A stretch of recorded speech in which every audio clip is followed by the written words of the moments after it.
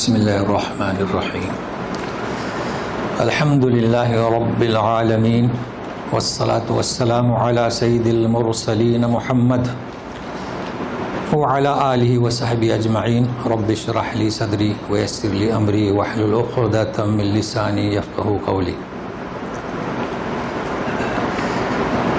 آج جو ہے سورہ ہمارے نبی کے نام سے ہے، محمد صلی اللہ علیہ وسلم۔ تو سب سے پہلے آپ نوٹ کر لیں کہ یہ جو نام ہے نبی کریم صلی اللہ علیہ وسلم کا،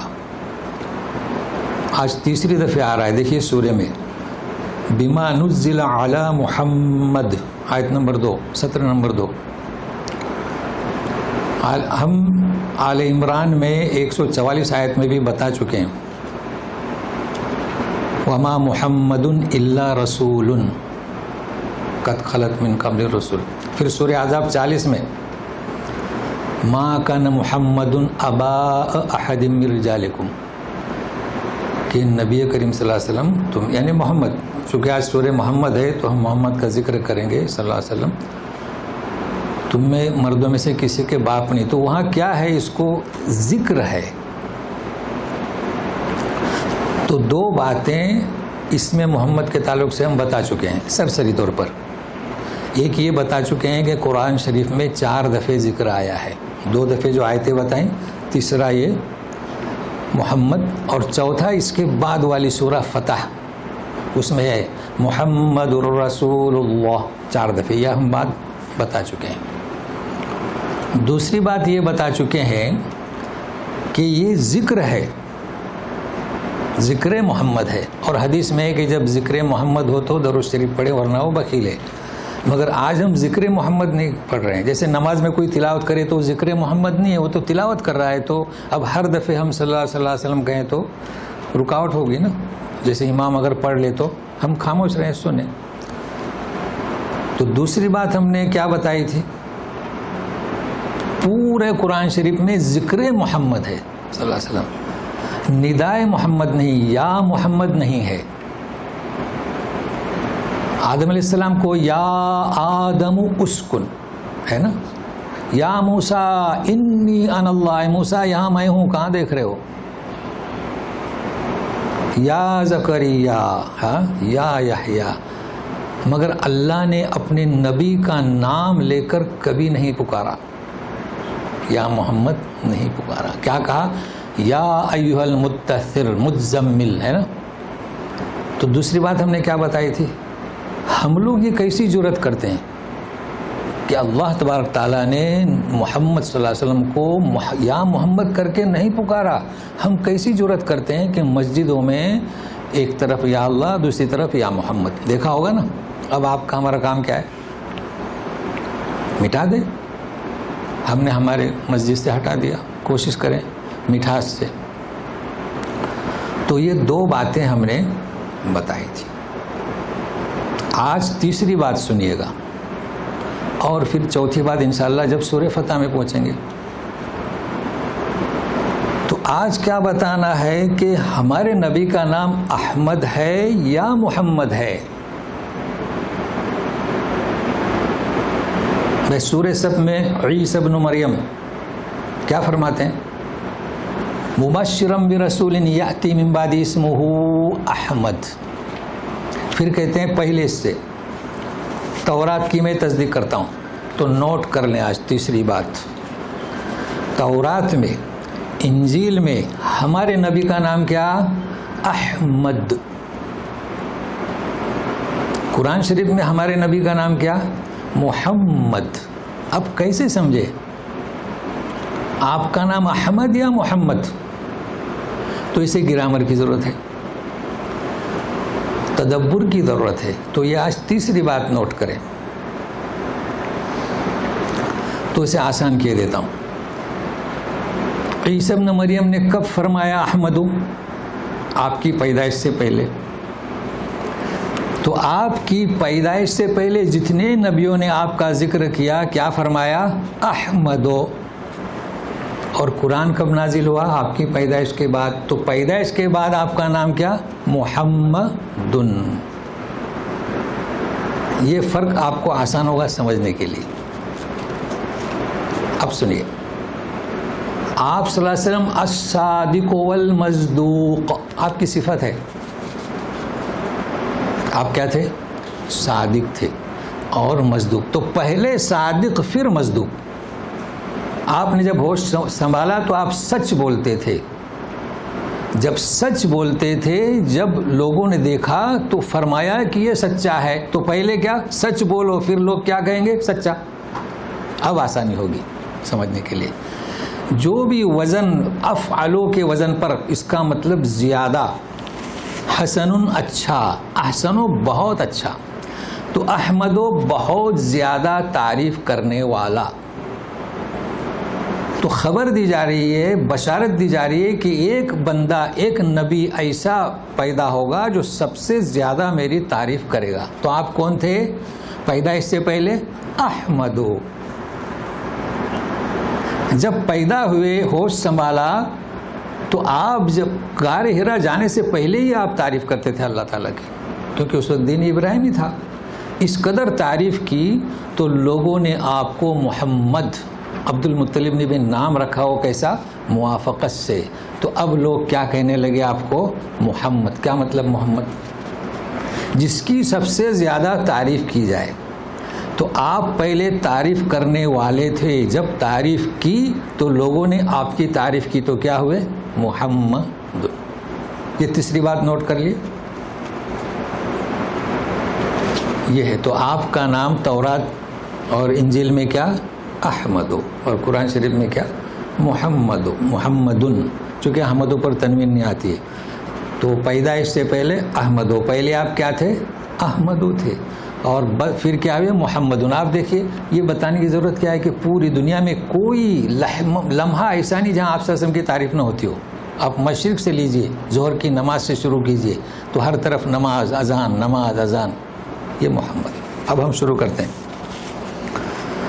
تعوذ اور بسملہ سے. اعوذ باللہ من الشیطان الرجیم, بسم اللہ الرحمن الرحیم.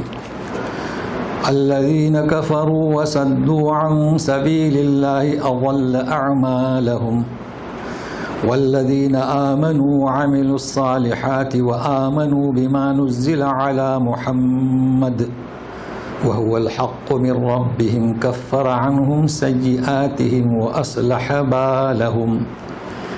ترجمے سے پہلے دیکھیے, مناسبت دیکھیے. گزشتہ درس میں فَهَلْ يُهْلَكُ إِلَّا الْقَوْمُ الْفَاسِقُونَ, فاسق قوم ہلاک ہوگی. اور اب کس کا ذکر ہے؟ کافروں کا. تو ترجمہ کیجئے کہ جنہوں نے انکار کیا. اب یہاں کفر کی روش اختیار کی, یا کافر ترجمہ درست نہیں. کیوں؟ بما نزل علی محمد, یہ بات ہو رہی ہے. تو غور سے, دھیان سے سنیے گا. کیا اترا تھا نبی پر؟ یہ کلام پاک, اس کا انکار کیا. اس کفر کی بات نہیں ہو رہی. ٹھیک ہے, کفر کیا تو یہ بھی کفر ہے. اب جب انہوں نے انکار کیا اس کتاب الہی کا جو محمد صلی اللہ علیہ وسلم نازل ہوا, تو دوسروں کو بھی روکا. صدوا عن سبیل اللہ. اب سنیے, اضل اعمالهم. کیا پڑھیں گے؟ اعمالهم, نہ کہ آ نہیں, اردو نہ پڑھے, اعمالهم پڑھ سکتے ہیں نا جی. مگر سنیے, ان کے اعمال غارت, غایع, ڈیلیٹ, جو بھی ترجمہ کریں. سنیے کیا مطلب, کون سے اعمال, یہ کیا کرتے تھے؟ مکے کے وہ لوگ جو قرآن کا انکار کیے تھے, حاجیوں کو پانی پلاتے تھے, کھانا کھلاتے تھے, غریبوں کی مدد کرتے تھے, یتیموں کی کفالت کرتے تھے, صلہ رحمی کرتے تھے, جھگڑا مٹاتے تھے, مسافروں کا تعاون کرتے تھے, مہمانوں کی عزت کرتے تھے. اعمال صالحہ ہوئے کہ نہیں؟ اعمال. تو یہ اپنے خیال میں جن نیکیوں کو اور اعمال صالحہ کو کیا کرتے تھے وہ کل قیامت میں انکار قرآن کی وجہ سے بے وزن، غارت اور غیر مقبول ٹھہریں گے۔ دیکھیں کس وجہ سے؟ اب یہ مختص ان کے ساتھ نہیں ہے، کوئی بھی قرآن کا انکار کرے اعمال ان کے غارت۔ اچھا اس کو ساتھ میں رکھیے گا، اس کا مقابل بھی آ رہا ہے تو اسی پر درس چلے گا۔ اب سنیے اس کا مقابل، بلکہ توجہ دیں اگلی آیت پر۔ اس کا مقابل تو ہے مگر اور کیا؟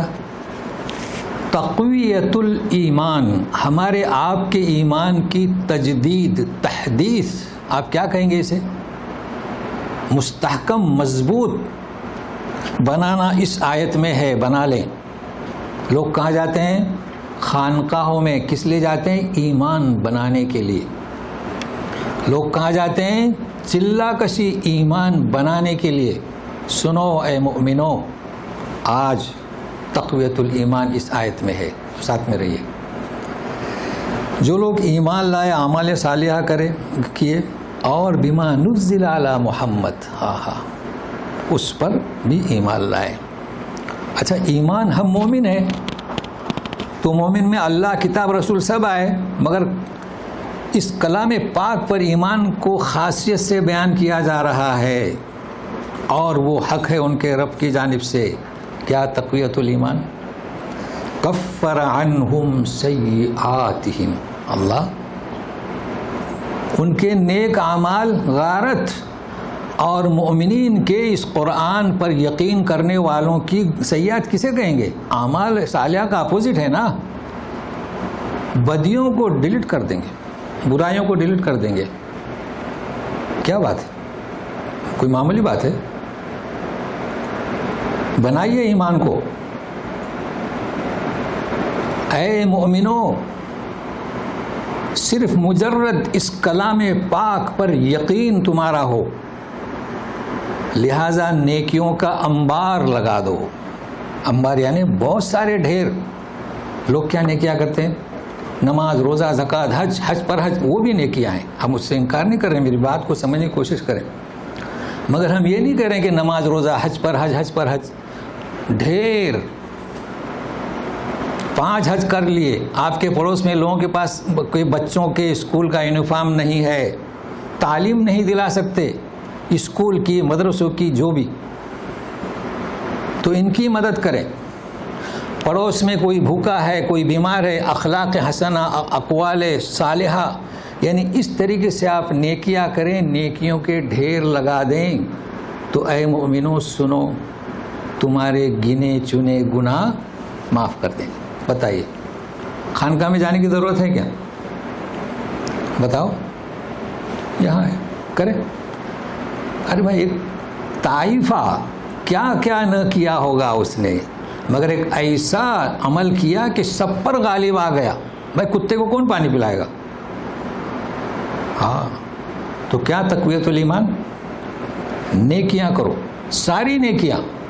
کون سی قبول ہوتی ہے؟ اڑوس پڑوس، محلے والے، رشتہ دار، سب کے ساتھ بہترین انداز اختیار کرو، تو گناہوں کی فکر مت کرو، یہ گنے چنے گناہ کیا معاف کر دیں۔ وَأَصْلَحَ بَالَهُمْ، اللہ، یہ بال سمجھتے ہو کیا؟ یہاں عربی بولتے ہوں تھوڑی بہت تو نا، خیال کیے کیا بولتے ہیں؟ خلی بالک، کیا مطلب؟ ہم اردو میں کہتے ہیں آپ کا خیال رکھیے، یہ خلی بالک کا ترجمہ ہے۔ ہم کہتے ہیں نا اردو میں اپنا خیال رکھیے، یہ خلی بالک۔ ہاں، ظاہر باطن، دین دنیا سب کے لیے اپنا خیال رکھیے، مطلب کیا؟ آپ کا اندرونی، آپ کا ظاہری، آپ کا باطنی، اور دین دنیا سب کی فکر کیجیے۔ تو یہ اللہ تعالیٰ فرماتے ہیں کہ آپ کا خیال اللہ رکھیں گے، وَأَصْلَحَ بَالَهُمْ، آپ کے حالات کو درست کر دیں گے۔ کون سے درست؟ مجرد اس قرآن پر یقین، آپ کی دینی، دنیاوی، ظاہری، باطنی، اللہ تعالیٰ حالت درست کریں گے۔ یہ ذمہ داری ہے، تو ہمیں کیا کرنا ہے؟ دین کا کام کا ڈھیر لگا دینا ہے۔ اب سنیے، ذالک بأن الذین کفروا اتبعوا الباطل وأن الذین آمنوا اتبعوا الحق من ربهم کذالک یضرب اللہ للناس امثالهم۔ دیکھیے ذالک آ رہا ہے، اگر آپ نے ذالک کو سمجھا تو پوری آیت سمجھ میں آ گئی، اور ایک نہیں کئی دفعہ آ رہا ہے۔ کیا مطلب ذالک؟ یہ تو سنیے گا ترجمہ کرنے سے پہلے، یہ اعمال جو نیک سمجھتے تھے ان کا غیر مقبول ٹھہرنا، اور یہ گناہ جو بندے کرتے تھے ان کا مٹا دینا، ذالک۔ یہ ایسا کیوں؟ تو سنیے وجہ، یہ اس لیے کہ کافروں نے پیروی کی کس کی؟ یعنی انکار کرنے والوں نے قرآن کے باطل کی، اور جنہوں نے ایمان لایا پیروی کس کی؟ حق کی، جو ان کے رب کے جانب سے آیا، وہ کیا؟ کلام پاک۔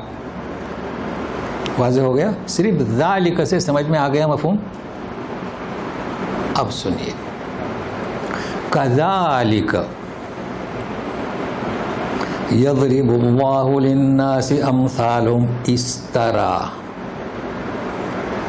پیش کرتا ہے اللہ لوگوں کے لیے ان کی مثالیں۔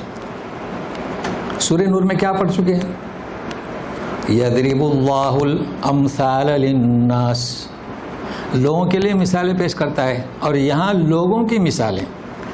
تو سورہ نور میں چراغ کی جو چراغ داں میں ہے اس کی مثال پیش کی جا رہی ہے، یہاں لوگوں کی مثال، امثالہم، کس کی؟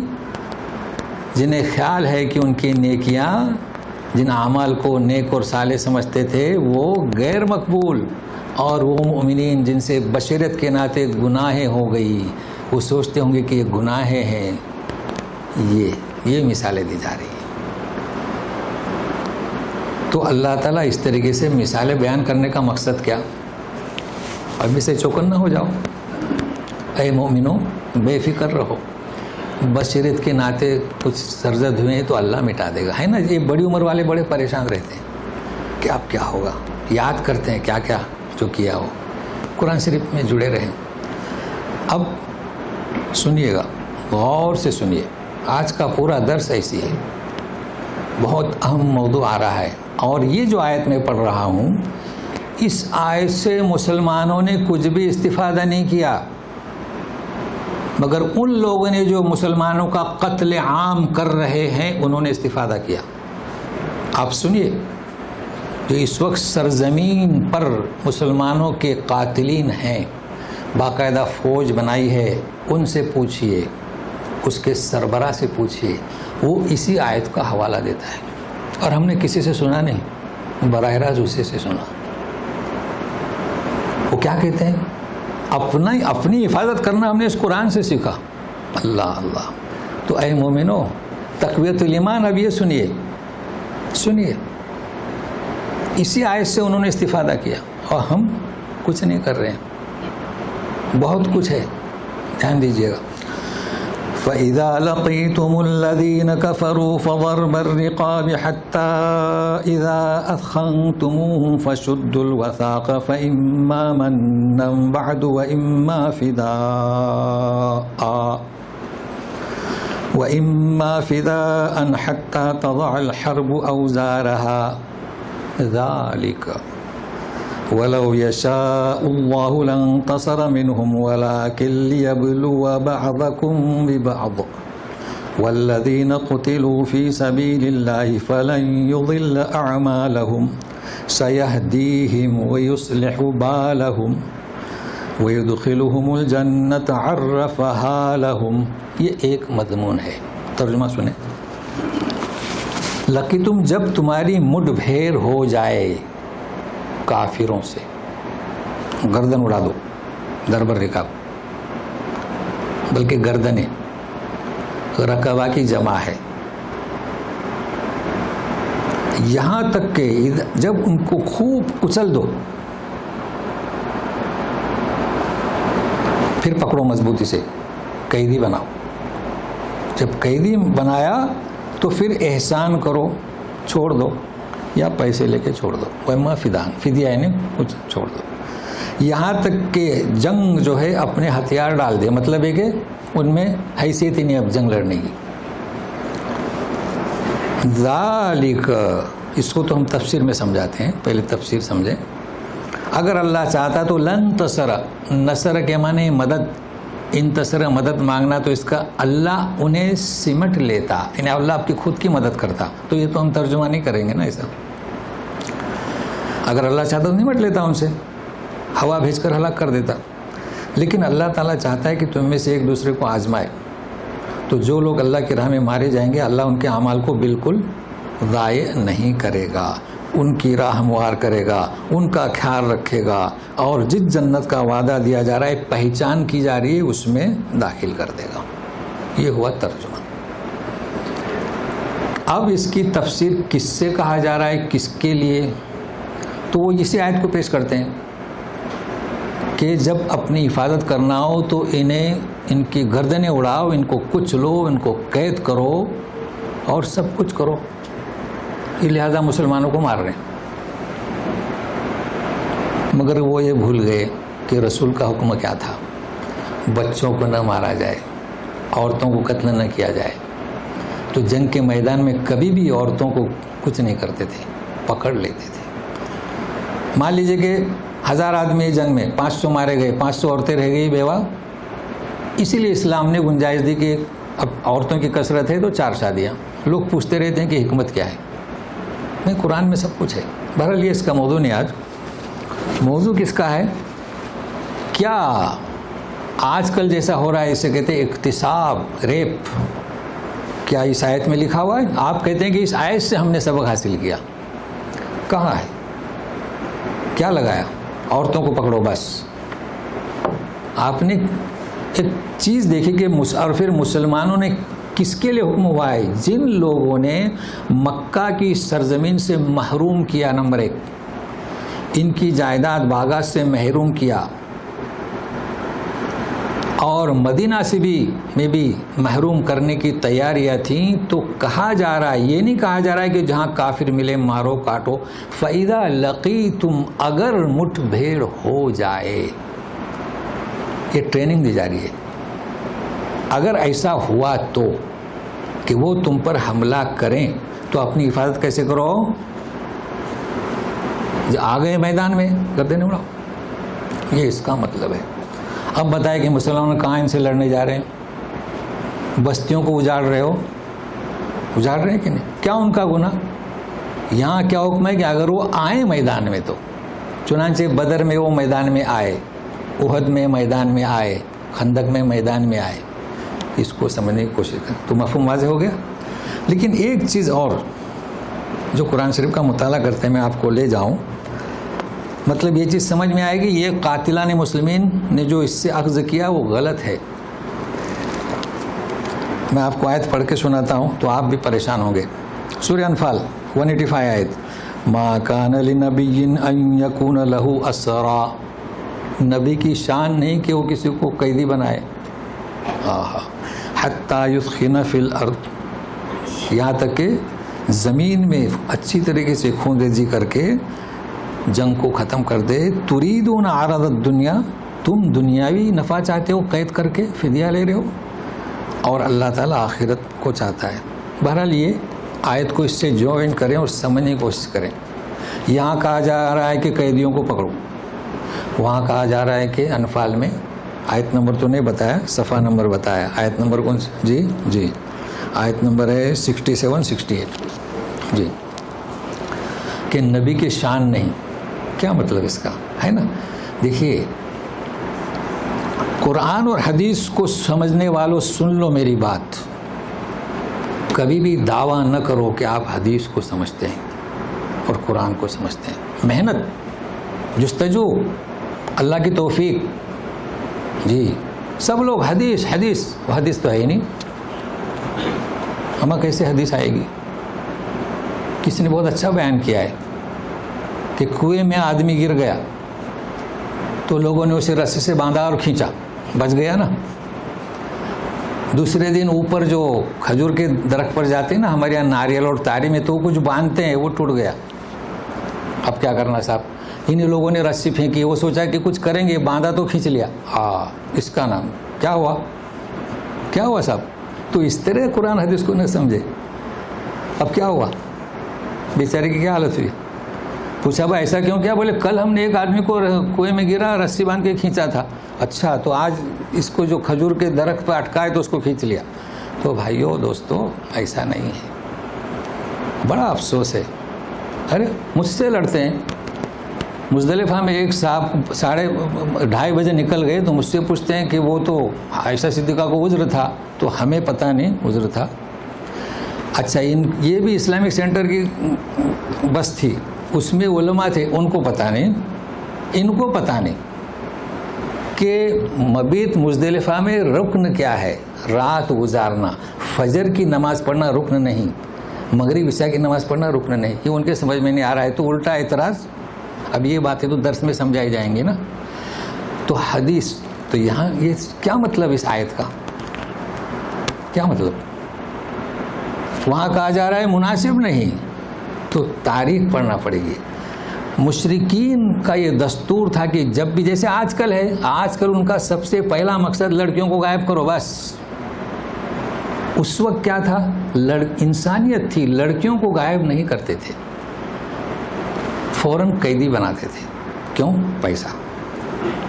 ہاں, تو نبی کی شان نہیں کہ قیدی اس لیے بناؤ کہ فدیہ حاصل کرو, یہ بتایا جا رہا ہے.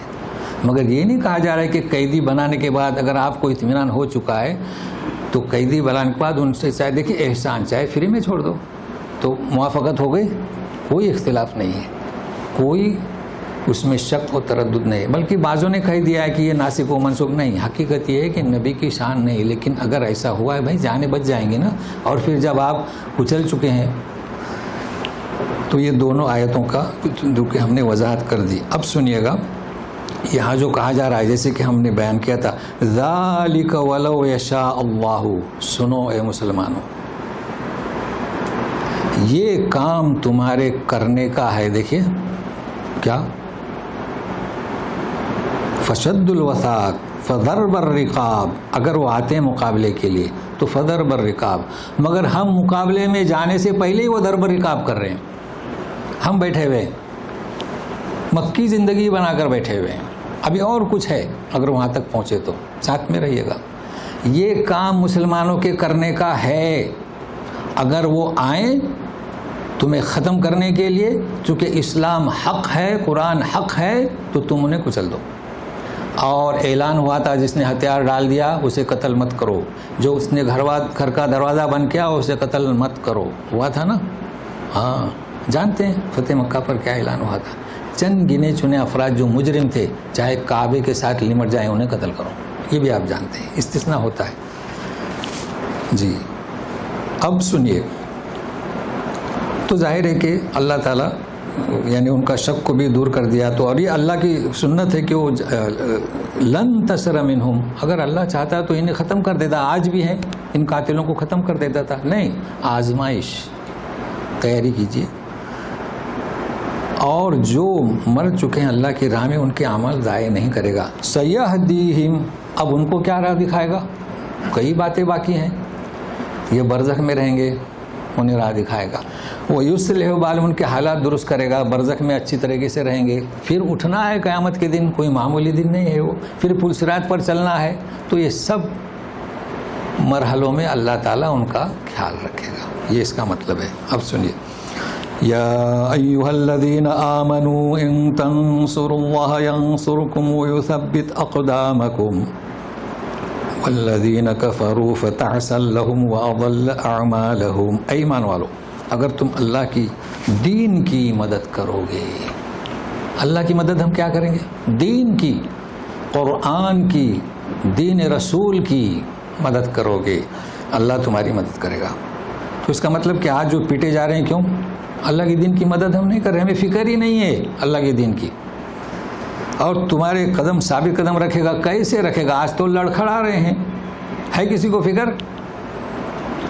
کسی کو فکر نہیں. فکر ہے تو اپنی کرسی کی, جی, پیسوں, دولت. اور سنیے, اگر آپ ہمت کریں گے دین کی خدمت کریں گے تو یہ کفار بڑے بڑے سپر پاور فتعسل لہم، ان کے لیے ہلاکت ہے جیسے نمرود کے لیے، اور ان کے سارے اعمال ظاہر۔ ذالک کیا مطلب؟ یہ نحوست کے حقدار کیوں، یہ لعنت کے حقدار کیوں؟ سنیے، بِأَنَّهُمْ كَرِهُوا مَا أَنزَلَ اللَّهُ فَأَحْبَطَ أَعْمَالَهُمْ، یہ لعنت کے مستحق، یہ اللہ کے عذاب کے مستحق، یہ ہلاکت کے مستحق اس لیے کہ جو نازل کیا اللہ تعالیٰ نے کتاب الہی قرآن، اس کے انکار کرنے والے۔ تو ہم کون ہوئے؟ اس کے ماننے والے۔ جی، مگر ابھی ہم کون ہیں یہ بھی تھوڑا سا انتظار کیجیے۔ اب ان کا بودا پن، یہ جسے ہم سمجھتے ہیں نا سپر پاور بڑے بڑے، ان کا بودا پن، یہ مشرکین مکہ، ان کی کم عقلی، ان کی حماقت، ان کی بیوقوفی سنیے۔ افلم يسيروا في الارض فينظروا كيف كان عاقبة الذين من قبلهم دمر الله عليهم وللكافرين امثالها، ذرا انہوں نے کبھی سیر نہیں کی، دیکھا نہیں انہوں نے زمین میں کہ کیا انجام ہوا ان سے پہلے؟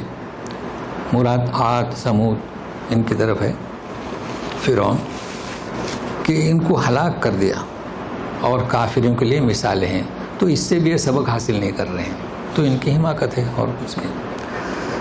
پھر ذالک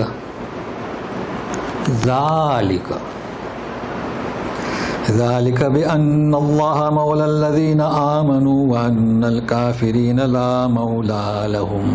احد میں سفیان نے آواز دی تھی کہ کہو العزى لنا ولا عزى لكم، آپ صلی اللہ علیہ وسلم کیا فرمایا؟ کہہ دو اللہ مولانا ولا مولا لکم۔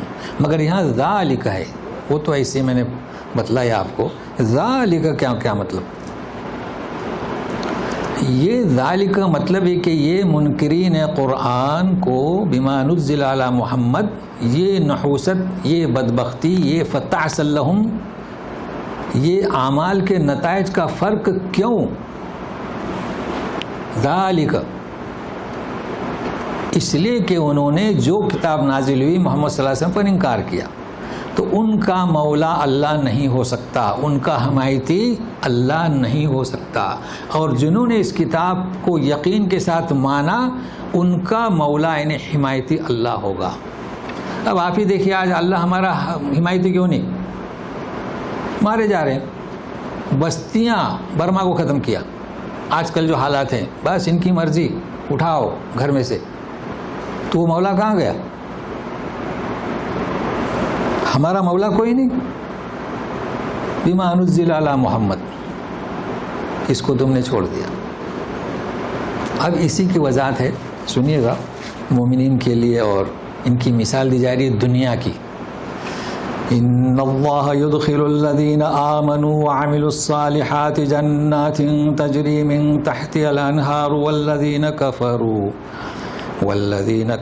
یتمتعون ویأکلون کما تأکل الانعام والنار مثوی لهم۔ یأکلون، تأکلون، نہ کہ یاکلون۔ بے شک اللہ داخل کریں گے ایمان اور اعمال صالحہ کرنے والے کو باغات میں جن کے نیچے نہریں بہتی ہوں گی، اور جنہوں نے انکار کیا اس بما نزل علی محمد صلی اللہ علیہ وسلم۔ دنیا کی مثال، فائدہ اٹھا رہے ہیں، کھا رہے ہیں جیسے کہ چوپائے، والنار مثوی لہم، ان کا ٹھکانہ کیا؟ جہنم۔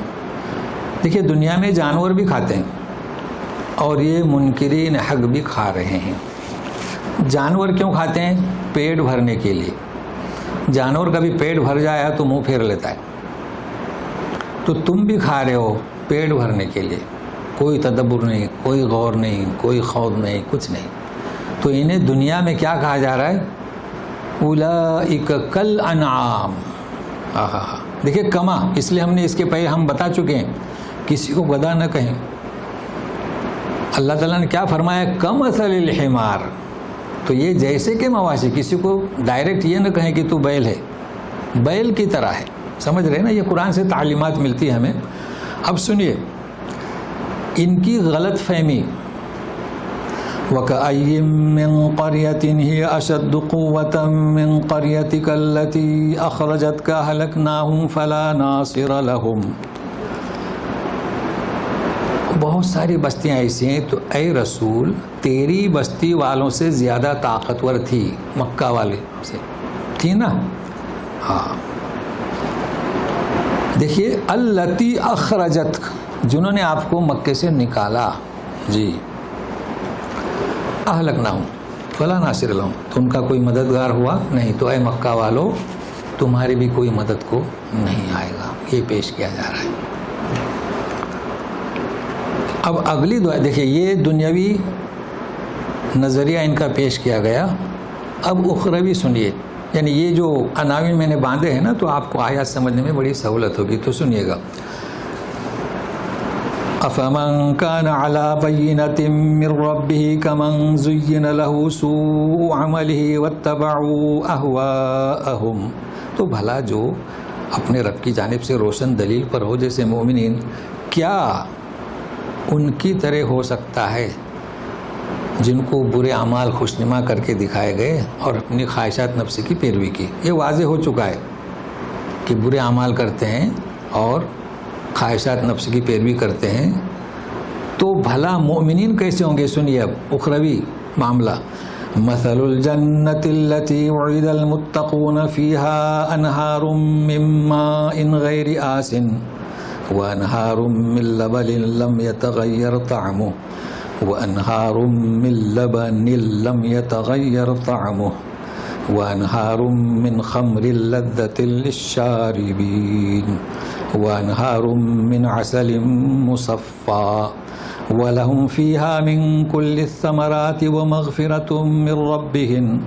اب دیکھیے وَمَغْفِرَةٌ مِّن رَّبِّهِمْ كَمَنْ هُوَ خَالِدٌ فِي النَّارِ وَسُقُوا مَاءً حَمِيمًا فَقَطَّعَ أَمْعَامَهُمْ. مطلب ان کا فرق بتایا جا رہا ہے آخرت کا. ابھی تک تو دنیائی فرق دیکھتے رہے، اب سنیے. تو بھلا وہ شخص جو روزے روشن پر ہے، واضح ہے، دلیل پر ہے، وہ اس کی طرح نہیں ہو سکتا جو برے اعمال کر رہا ہے اور سمجھ رہا ہے کہ اچھا ہے. تو سنیے پہلے جنتیوں کا کہ جنت کی مثال جو ان کے لیے ہے، جس کا وعدہ کیا گیا ہے متقین کے لیے، اس میں نہریں ہوں گی ایسا پانی جو متعفن نہیں ہوگا. پانی دنیا کا جو ہے نا، رنگ، بو اور مزہ تبدیل ہو جاتا ہے. کوئی بھی پانی آپ لے لیں، اگر زیادہ رہ گیا تو، مگر یہ نہریں، اور یہاں کی نہریں بھی متعفن ہو جاتی ہیں، یعنی بدبو آتی ہے، کبھی رنگ بدلی ہو جاتا ہے. تو یہ اس کی خاصیت ہوگی. دوسرا وَأَنْهَارٌ مِّن لَّبَن، دودھ کی ایسی نہریں ہوں گی لم یتغیر طعمہ، اس کا بھی طعم. دودھ تو آپ جانتے ہیں ہم کو تو فریج میں رکھنا پڑتا ہے یا گرم کر کے ہنڈیا میں رکھنا پڑتا ہے. نہریں کبھی بھی اس کے طعم میں، کیا اسے کہتے ہیں، لذت میں تبدیلی نہیں ہوگی. وَأَنْهَارٌ مِّن خَمْرٍ، اور شراب تو ایسی اس کی نہریں ہیں کہ لذت بخش ہوں گی پینے والوں کے لیے. تو اب یہ تو سنا ہے یہاں کی شراب کڑوی ہوتی ہے، سنا ہے ہم نے، تو ہوتی ہوگی، کڑوی ہوتی ہوگی یا کچھ کیا ہوں گے. بہرحال یہاں کی شراب دنیا کی تلخ ہوتی ہے، اب کچھ کیے ہوں گے. اور نہریں ہوں گی عسل مصفا، صاف ستھری شہد. یہاں بورڈ لگے رہتے ہیں نقیہ، میاں نقیہ، میاں نقی. یہ دنیا کا نقی صاحب، اس میں تو نہ جانے کیا کیا ڈالتے ہیں، وہ بالکل پیور وہاں کی شہد. اور ان کے لیے قسم قسم کے میوے، مگر فرماتے ہیں مغفرت من ربہم. اللہ یہ کیا بات ہے، سب دے دیے پھر کہتے ہیں مغفرت. تو اے مسلمانوں نیکیاں کرو، ڈھیر لگا دو، گنے چنے گناہ معاف اپنی مغفرت میں لے لے گا. معلوم ہوا کہ جو کچھ بھی ملے گا کس کے عوض، اس کی مغفرت اور رحمت کے. تو انسان کو غرور نہیں کرنا چاہیے، یہ اپنے آپ کو بشر سمجھے. کمن ہوا، تو یہ لوگ کیا اس کی طرح ہوں گے جو دوزخ میں ہمیشہ رہیں گے اور پلایا جائے گا ماء حمیما، اوہو کھولتا ہوا پانی جو ان کی آنتوں کو کاٹ دے گا.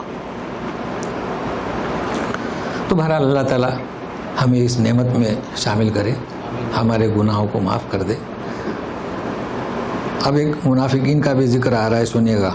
وَمِنْهُمْ مَنْ يَسْتَمِعُ إِلَيْكَ حَتَّى إِذَا خَرَجُوا مِنْ عِنْدِكَ قَالُوا لِلَّذِينَ أُوتُوا الْعِلْمَ مَاذَا قَالَ آنِفًا أُولَئِكَ الَّذِينَ طَبَعَ اللَّهُ عَلَى قُلُوبِهِمْ وَاتَّبَعُوا أَهْوَاءَهُمْ وَالَّذِينَ اهْتَدَوْا زَادَهُمْ هُدًى وَآتَاهُمْ تَقْوَاهُمْ.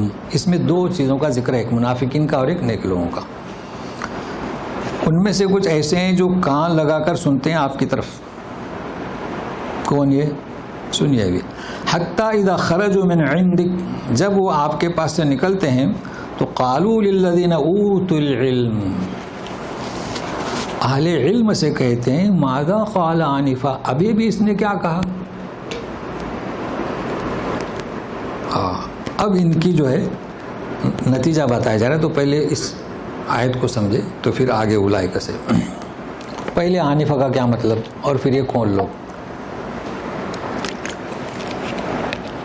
مسجد نبی میں سب آتے تھے نا جی. تو یہ منافقین بھی غور سے سنتے تھے یہ کیا کہہ رہے ہیں، اور مومنین بھی سنتے تھے. مگر جب نکلتے تھے تو کہتے تھے ماذا قال آنفا. اچھا الان نے کہا، بھائی الان کے معنی بھی ابھی، تو الان میں اور ابھی میں فرق ہے. قد جئت، کیا ہے وہ آیت فرعون سے جب کہا کہ آمنت برب موسیٰ ہارون، الان جئت بالحق ہے نا. جب اس نے کہا کہ ڈوب رہا ہے تو اس نے کہا یہ فرق بتا رہا ہوں الان کا اور آنفا کا. آنفا کا استعمال بہت کم ہوتا ہے، تو اس میں بھی آپ کو اجر ملے گا، جب پڑھیں گے تو دعاؤں سے نوازیے گا. الان جئت بالحق، تو معلوم ہوا کہ الان ابھی آپ ملے، ابھی آپ نے ایک چیز دی، ابھی پانی پلایا، ابھی. لیکن آنفا میں وقت قریب، خطبہ سنا، نماز پڑھی، باہر نکلے تو ماذا قال آنفا. تو مسافت میں فرق ہے، نہیں ٹائم میں فرق ہوا نا. یہ فرق ہے کس میں؟ آنفا میں. تو آنفا کو یوں سمجھے قریب وقت، اور الان یعنی ابھی. چلیے تو یہ دونوں کی اب سنیے نتیجہ.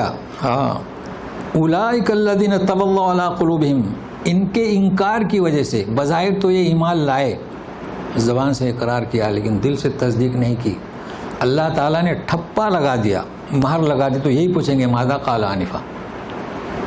مگر کس سے پوچھے؟ سن لو میرے دروس قرآن میں رہنے والوں، کس سے پوچھا بتائیے؟ اولو العلم. ہم اکثر آپ سے کہتے ہیں کہ اہل علم بھی کوئی چیز ہے. کیا بات ہے، دنیا سے اہل علم سے لوگوں کو نفرت دلا رہے ہیں. یہ غلط ہوئے کہ نہیں ہوئے؟ اگر کوئی آپ سے کہے کہ اہل علم کیا ہے، کھینچو رسی باندھ کے اوپر سے بھی اور نیچے سے بھی. سمجھ رہے ہیں نا میری بات کو؟ اگر اہل علم کے پاس نہیں بیٹھو گے تو یہی حشر ہوگا حدیث اور قرآن کے سمجھنے میں. جس طریقے سے کنویں میں گرنے والوں کو کھینچا اور کھجور کے درخت میں اٹکنے والوں کو کھینچا، یہی حشر ہوگا. اور جو کہتے ہیں کہ اہل علم کو مت پوچھو، وہ کسی کام کے نہیں، وہ بودے ہیں، بے سمجھ ہیں، احمق ہیں، بے عقل ہیں. قرآن سے ان کا کوئی ربط نہیں، بلکہ یوں کہوں گا کہ اسرائیل کے شیطان کے ایجنٹ ہیں. غلط کہہ رہا ہوں؟ اہل علم سے پوچھتے تھے. اوت العلم تو کس سے پوچھتے تھے؟ ایرے گہرے سے نہیں، کوئی غلام ہے اس سے نہیں. اس وقت جو بڑے رئیس تھے نا، جو جانتے تھے، ان سے پوچھتے تھے ماذا قال آنفا. تو بہرحال اللہ تعالیٰ کہتے ہیں کہ دیکھیے جنہوں نے غور سے سنا اور یقین کیا اور راہ پائی، زادہم، کیا ہے؟ زادہم ہدا. تو اللہ تعالیٰ نیک لوگوں کو ہدایت کو بڑھاتے ہیں اللہ، اور تقوی کی توفیق دیتے ہیں. وقت ہے ہمارے پاس جی، اب سننے کے لیے تیار رہیے گا حالات حاضرہ پر، اور انشاءاللہ اسی پر اختتام کریں گے. ہے نا؟ سن رہے ہیں نا جی؟ وقت کے اندر ہیں ہم. فَهَلْ يَنظُرُونَ إِلَّا السَّاعَةَ أَن تَأْتِيَهُم بَغْتَةً فَقَدْ جَاءَ أَشْرَاطُهَا فَأَنَّىٰ لَهُمْ إِذَا جَاءَتْهُمْ ذِكْرَاهُمْ. کیا وہ انتظار کر رہے ہیں قیامت کا کہ اچانک آئے؟ اس کی نشانیاں آ چکی. کس کی؟ قیامت کی. ساتھ میں رہیے، آخری آیت اور بہت اہم ہے، حالات حاضرہ پر ہے. فَأَنَّىٰ لَهُمْ، دیکھیں ترجمہ میں بڑی دشواری پیش آتی ہے اگر یہ نہیں سمجھے آج ترجمہ اس کا. بھائی شرط، اشرات، شرطیں کسے کہیں گے؟ چھوٹی نشانیاں. چھوٹی نشانیاں تو آ چکی نا، اشرات ہوا. فَهَلْ يَنظُرُونَ إِلَّا السَّاعَةَ، تو اب یہ کیا چاہ رہے ہیں؟ نہیں، فَأَنَّىٰ لَهُمْ إِذَا جَاءَتْهُمْ ذِكْرَهُمْ، اب یہ شرطیں تو آ چکی، اس سے نصیحت حاصل نہیں کر رہے ہیں، تو کیا وہ چاہتے ہیں کہ قیامت ہی آ جائے؟ پھر کہاں سے نصیحت ملے گی ان کو؟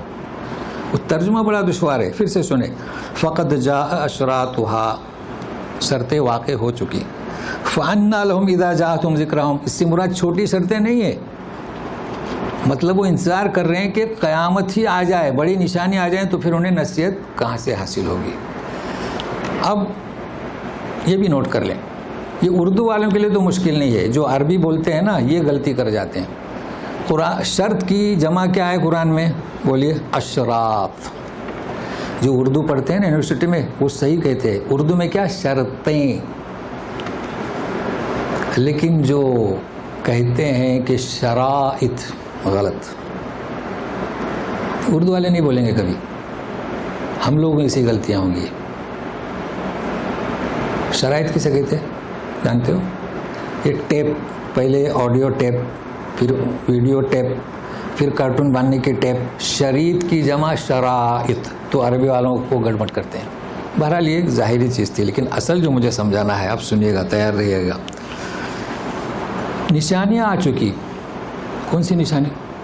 سب سے پہلی نشانی نبی کریم صلی اللہ علیہ وسلم کی بعثت، لا نبی بعدی. بتائیے، آپ نے یہ فرمایا کہ قیامت اور میں، اب کوئی نبی نہیں. نشانی ہوگی نہیں ہوئی؟ آپ لوگ سوچتے ہوں گے نشانیاں کون سی آئیں، تو ذہن جاتا ہے نا کہ اب توبہ کا دروازہ بند. نہیں، وہ نشانیاں نہیں، چھوٹی نشانیاں. سورہ قمر میں پڑھیں، اقتربت الساعہ وانشق القمر. ہاں، مگر اب تیار ہیں؟ میں حدیث پیش کر رہا ہوں، بخاری، مسلم، ترمذی، اور جیسے کہ میرا طریقہ کار ہے تاکہ اپنا وقت بچے، میں ان تینوں احادیث کا مجموعہ ایک خلاصہ پیش کر رہا ہوں، اور اس میں کچھ کڑیاں میں نہیں لوں گا، وہ تو آج جو سمجھنا ہے کڑیاں، جی، تاکہ کوئی اعتراض نہ کرے کہ انہوں نے ترمذی میں تو یہ نہیں ہے. میں مجموعہ پیش کر رہا ہوں، ہمارا مطلب اس حدیث سے جڑ جائیں. قیامت کی نشانیاں. نبی کریم صلی اللہ علیہ وسلم محو گفتگو تھے. ایک اعرابی داخل ہوا، غور سے سنیے، عربی متن نہیں پڑھ رہا ہوں. تو پوچھا کہ قیامت کب آئے گی؟ جواب دیا کہ جب امانت ضائع کر دی جائے گی. اب امانت ہمارے یہاں کیا لوگ سمجھتے ہیں؟ پیسہ، روپیہ. نہیں، امانت بہت کچھ ہوتی ہے.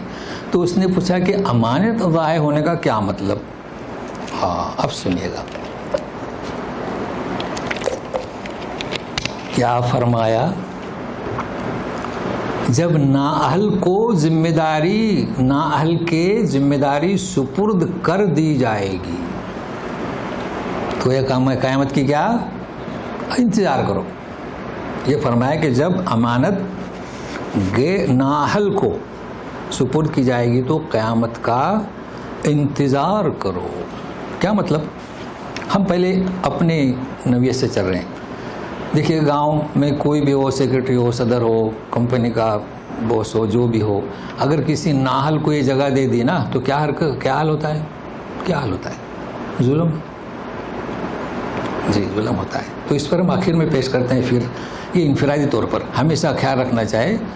آج کل یہ بھی ہو رہا ہے کہ بعض مدارس میں جو مدرسین وغیرہ ہیں وہ نااہل ہوتے ہیں. جماعت میں بھی امیر وغیرہ وہ نااہل ہوتے ہیں. نااہل ہونے کی وجہ سے آج کل اختلاف ہوئے ہیں. کبھی 2 جماعتیں بنی ہیں، مدارس بھی 2 ہوئے. دیوبند تو پورا خالی ہو کے گجرات ڈھابل میں چلا گیا تھا. تو یہ کیوں؟ ذمہ دار کا مطلب کیا؟ دین کے لیے اپنے آپ قربان کر دے. میں سیکرٹری چھوڑ دیتا ہوں قوم کے لیے، میرا امیر پناہ چھوڑ دیتا ہوں. بہرحال یہ تو ایک معمولی چیز میں بتا رہا ہوں جس کے ہم ذمہ دار ہیں ہم اور آپ. مگر ابھی سنیے، اپنے لیے تو پھر آخر میں سیاسی حالات حاضرہ. غور سے سن رہے ہیں نا؟ نبی کریم صلی اللہ علیہ وسلم نے فرمایا قیامت کا انتظار کیجئے. کب؟ یہاں بچے بھی ہیں، سب بیوی والے ہیں، ماں بھی ہیں. جب انسان اپنی بیوی کی فرما برداری کرے اور ماں کی نافرمانی. دیکھیے ہمارا تجربہ، ہم نے 3 قسم کے لوگوں کو پایا ہے. ایک تو ہوتا ہے مرد، لیکن ایک ہوتا ہے رجال. تو رجل رجال کا ترجمہ کیا کریں؟ آپ ہی کر لیں، اصلاح کر لیں. بھائی شوہر تو سب ہیں لیکن مرد کامل سب نہیں. تو ہم نے دیکھا کہ وہ ڈگمگا جاتا ہے ماں کی سن کے بیوی پر ظلم اور ناحق طلاق. اس کا نام کیا؟ مرد تو ہے، بچے پیدا کرنے کی صلاحیت ہے لیکن کامل مرد نہیں. دوسرا ہم نے یہ پایا کہ بیوی کی فرمانبرداری ماں کو چھوڑ کے نکل کے اپنی راہ لیتے ہیں. مرد تو ہے لیکن کامل مرد نہیں. تیسرا ہم نے دیکھا اور رجال، ماں کو بھی سنبھالا بیوی کو بھی سنبھالا. تو ایسے لوگوں کو جھوٹ بولنا بھی جائز ہے. کبھی آپ سنتے ہوں گے نا کہ بیگم کے ساتھ جھوٹ بولنا جائز ہے. اگر آپ کامل مرد ہیں تو کنٹرول کریں ماں پر بھی اور بیوی پر بھی، ورنہ قیامت کی نشانی. بہرحال یہ ہم نے بتا دیا. حالانکہ یہ آج کا موضوع ہے لیکن صحیح ہے نا، بہت مفید ہے. غور سے بیگم پر ظلم نہ کریں، ماں کو بھی سنبھالیں اور بیوی کو بھی سنبھالیں. اور سنیے، سن رہے ہیں؟ اپنا دوست قریب اور باپ دور. اب کیا کرو؟ انتظار کرو کس کا؟ قیامت کا. چونکہ آپ ہیں ڈاکٹر انجینئر، آپ کا دوست ڈاکٹر انجینئر، باپ بیچارہ انگوٹھا چھاپ، تو ابھی قریب کیسے بٹھاؤ گے؟ اس کو تو بیٹھنے بھی نہیں آئے گا. پرانے لوگ کرسی پر بھی بیٹھیں گے تو پیر کے اوپر پیر ہے نا. اب تو یہ فیشن نہیں ہے نا بھائی، کرسی پر پیر کے اوپر پیر کیوں رکھتے ہو؟ لیکن کنٹرول کیجئے. ہاں اب سنیے جی، کیا سنیے کیا فرمایا نبی کریم صلی اللہ علیہ وسلم نے؟ باندھ لیجئے. حقیقت ہے کسی شخص کی عزت کی جائے گی، کسی شخص کو یعنی وہ جو اعزاز بخشا جائے گا، اس کو آپ انگریزی میں کر لیں ترجمہ. اعزاز بخشا جاتا ہے بھائی، بعض لوگوں کو ڈاکٹریٹ کا، بعض لوگوں کو پروفیسر کا، مگر یہ علمی بات نہیں ہو رہی. وہ اس لیے نہیں کہ وہ اعزاز کا مستحق ہے، وہ اس لیے کہ اس میں شر ہے اور اس کے شر سے محفوظ رہنے کے لیے اس کی عزت بخشائی کی جائے گی. قیامت کا انتظار کرو. حالات حاضرہ دیکھیے، یہ بڑے بڑے سپر پاور ہیں. یہ شر ہے، مسلمانوں کے قاتل ہے، بستیوں کو اجاڑا ہے، ہماری خواتین کو قید کر کے رکھا ہے، غلط کاموں پہ لگا دیا ہے. اسی کی عزت کرتے ہیں. فلسطین سے چلیے، کیوں کرتے ہیں؟ ان کے شر سے محفوظ رہنے کے لیے. دیکھیے 1400 سال پہلے نبی کریم صلی اللہ علیہ وسلم نے فرمایا. او ہو اللہ اللہ، کیسا دین ہے ہمارا. آج یہی امت مسلمہ میں ہے، ان کے پاس کچھ نہیں ہے، نہ یہ آیت کا مصداق ہے. اب آپ سوچتے ہوں گے کہ ہماری امت کیوں ان کو پیچھے چلی جا رہی ہے. بھائی کیوں جا رہی ہے؟ شر سے محفوظ رہنے کی. یہ ہماری پوزیشن ہے. لوگ ہمارے قدموں میں آنا چاہیے. پہلے مسلمانوں کے شہروں میں داخل ہوتے تھے کہ یہ امن و امان کے ملک ہیں، ہم یہاں رہیں گے. جانتے ہو آپ 2 ملک حدود پر ہیں، کیا اسے کہیں گے، بارڈر سے ملے ہوئے ہیں نا. کبھی نہیں چاہتے کہ جنگ ہو، نہ عوام، نہ ادھر کے عوام، نہ وہاں کے ذمہ دار، نہ یہاں کے ذمہ دار. کیونکہ جنگ کس کا نام ہے؟ تباہی. مگر کیوں جنگ کرتے ہیں؟ کسی کا دباؤ ہے. تو جنگ بھی کرتے ہیں کسی کے اس سپر پاور کے شر سے محفوظ رہنے کے لیے. تو جنگ بھی اسی کے نام پہ، صلح بھی اسی کے نام پہ. اللہ اللہ. تو پھر یہ انعامات دینے میں کیا فرق پڑتا ہے؟ ایک قاتل کو بلا کر اس کا عزت کی جاتی ہے. اب میں سمجھ چکے ہوں گے کیوں. شر سے محفوظ. اس کے پاس کیا شر ہے؟ وہ تو ہم سے کمزور ہے. اس کے پاس کیا ہے؟ کچھ بھی نہیں ہے. تیسری طاقت کا دباؤ ہے. سمجھ رہے ہیں؟ چلیے، یہ تو نبی کریم صلی اللہ علیہ وسلم کی پیشن گوئی ہے. جانتے ہیں اقبال کو؟ 100 سال پہلے جب اسپین گئے اور کہاں گئے؟ گرناتا نہیں، کیا نام اس کا، ہاں سکوت گرناتا، یہ سب دور دورہ کیا ہے انہوں نے جو سبق دیا ہے وہ صرف جس طریقے سے قرآن طاقوں میں رکھا ہوا ہے ان کے اسکولوں میں پڑھایا جاتا ہے، عمل اس پر نہیں ہے. کیسا نہیں؟ سنیے کیا کہتے ہیں اس آیت کی شرح میں. دیکھیں میں آپ کو پہلے ہی بتا چاہوں، کوئی بھی شاعر ہو چاہے وہ سائنسدان کیوں نہ ہو، جب آیت کی شرح کرتا ہے تو میں اسے کوٹ کر لیتا ہوں. تو سنیے غور سے، عشق قاتل سے بھی، اب چونکہ شعرا کی زبان عشق ہے، ہم بتا چکے ہیں کہ ہم عشق کا لفظ استعمال نہیں کرتے کیونکہ قرآن احادیث میں عشق نہیں ہے، محبت ہے نا. مگر شعرا ہے تو عشق کس سے؟ قاتل سے. ہمدردی مقتول سے بھی، دیکھ رہے ہیں نا، فلسطین سے بھی محبت ہے جو قتل کیے جا رہے ہیں، جن کی بستیاں اڑائی جا رہی ہیں. عشق ان کے قتل کرنے والوں سے بھی، عشق قاتل سے بھی، ہمدردی مقتول سے بھی. یہ بتا، دونوں سے ہمدردی کی، یہ بتا کس سے محبت کا صلہ مانگے گا؟ ادھر تو بستیاں اجڑ گئیں، اب تم صلہ کس سے مانگو گے؟ قاتل سے یا مقتول سے؟ اللہ اللہ. چلیے اور آگے چلیے، کیا فرماتے ہیں سنیے. سجدہ خالق کو بھی کرتے ہیں نا ہم سب، سجدہ خالق کو بھی، سجدہ خالق کو بھی، یارانہ ابلیس سے بھی. بھائی یہ تو پہلے جو شعر میں بات ہوئی تھی نا، اسلام کے دشمنوں سے ہوئی تھی. کس سے؟ اسلام کے دشمن، مسلمانوں کے دشمن، مسلمانوں کو اجاڑنے والوں کی. اب کس کی بات ہو رہی ہے؟ اللہ کا دشمن. کون ہے اللہ کا دشمن؟ ابلیس. دیکھو فرق ہے نا، فرق کریں. دیکھو اقبال کی شاعری بھی سمجھنے کے لیے آپ کو دماغ، تو سجدہ خالق کو بھی، ابلیس سے بھی، ابلیس سے یارانہ بھی. یہ بتا حشر میں عقیدت کا صلہ کس سے مانگے گا؟ اللہ. تو ہم جو ہے اسی آیت پر اپنے درس کا اختتام عمل میں لاتے ہیں. تو آپ کو جو ہم نے باتیں بتائیں یہ معمولی بات نہیں ہے. آج کل جو بھی ہو رہا ہے اس کی حقیقت کو ہم نے دیکھیں. یہ جو خبریں جو سرخیاں بنی رہتی ہے نا، ان میں کوئی صداقت نہیں. لوگ اس میں اپنا وقت ضائع کرتے ہیں. نہیں، جو اس پر جو تحقیقی مقالے ہوتے ہیں اسے پڑھنے کی کوشش کریں. تو اب ہمارے پاس کچھ نہیں ہے، ہم تو دعا ہی کریں گے کہ اللہ اب نیا سال شاید کل سے، آج تو آخری ہے سال کا، تو نیا سال میں اے اللہ ہمارے ساتھ کچھ نیا معاملہ کر دے.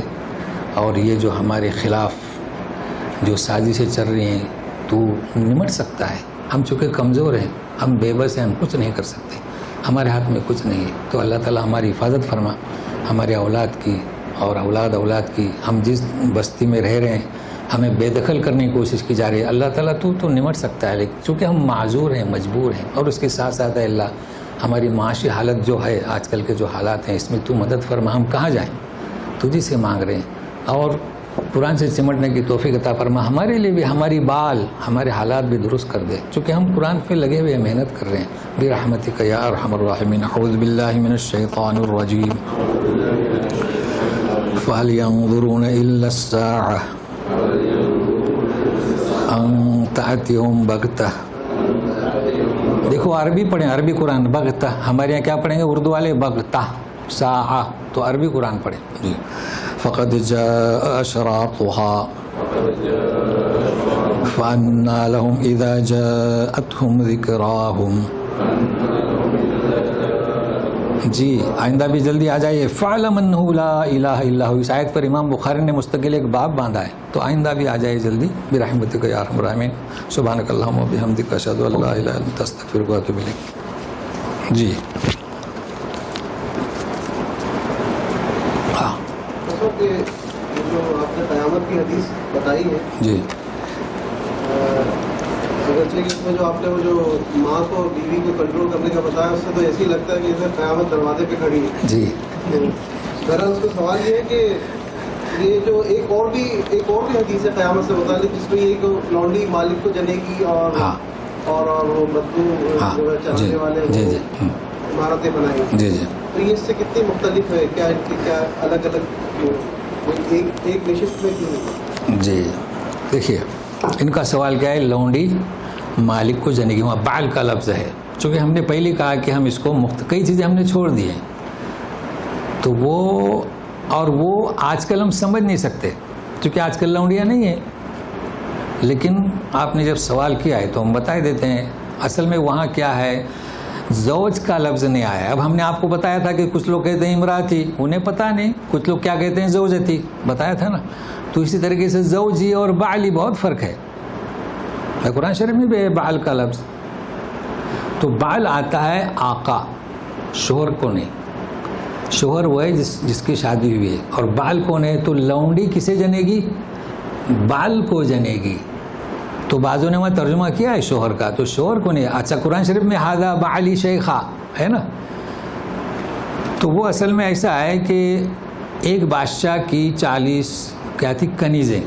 اب لوگ کنیزیں نہیں سمجھتے ہیں, فارسی لفظ ہے لونڈیا, ٹھیک ہے نا. ہمارے یہاں بھی تھیں, مغلوں کی کنیزیں تھیں. اب بادشاہ کا انتقال ہوا تو بیٹا آ گیا, تو وہ کنیزیں کس کی؟ اللہ, بیٹے کی ہو گئی.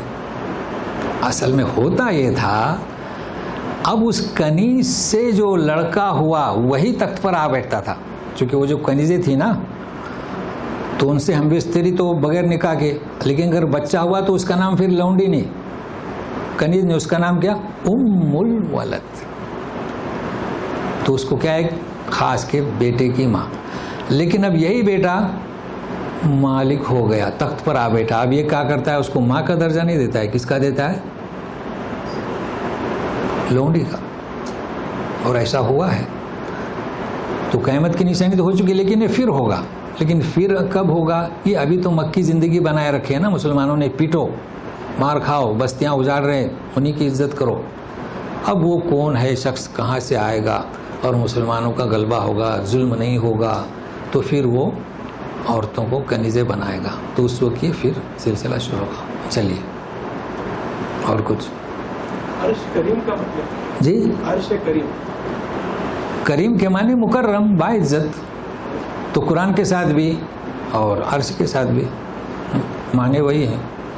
اور اللہ بھی کریم, ہم بھی کریم, تو اس مختلف اس کے صفات کے معنی کے حساب سے استعمال کر سکتے ہیں. جی, رمضان کو بھی لوگ کریم کہتے ہیں. جی رمضان کو, جی جی کہیے. کافی اتنا. چلیے, سبحانک اللہم و بحمدک اشہد ان لا الہ الا انت استغفرک. بند کر دیں.